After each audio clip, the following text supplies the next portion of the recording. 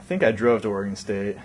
It was about a 3-hour drive. Came by car, loaded everything I thought I needed in my little Camry, and came up here. For my first impressions, I hadn't really explored the school or gone on tours or anything before I came up here. So when I came up, everything was just really new. I had really no expectations for what it was going to be like, except that I knew it was a state school and that it was big. And big definitely was the first thing that it was, or that I noticed.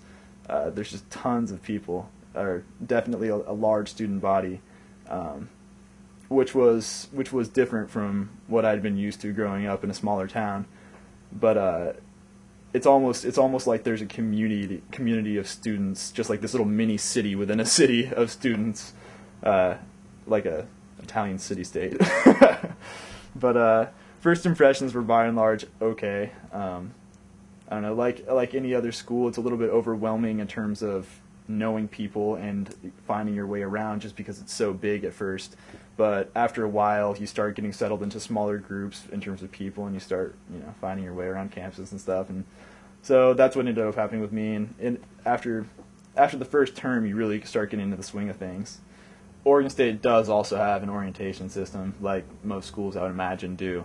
And like I would imagine it is for most schools, it was really, really annoying coming to Oregon State's orientation program. I guess I understand why they do it. I understand the purpose and the necessity for having those sorts of orientations.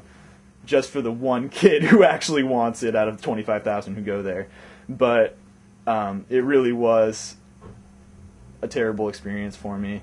You come up and you take math placement tests, and they tell you all the things just like they do in 5th grade. They separate, just like in 5th grade, where they separate the guys and the girls into 2 separate rooms, and they tell you about the respective anatomies, and they say, now you're getting into 5th grade, you have to put on deodorant and all these new things. It's kind of like that, except it's on the college level. So it's like, oh, you're coming into college, so you have to, not do drugs and focus on academics and not become an alcoholic and all these other things, and there's counselors and don't commit suicide and all that other stuff that they tell you.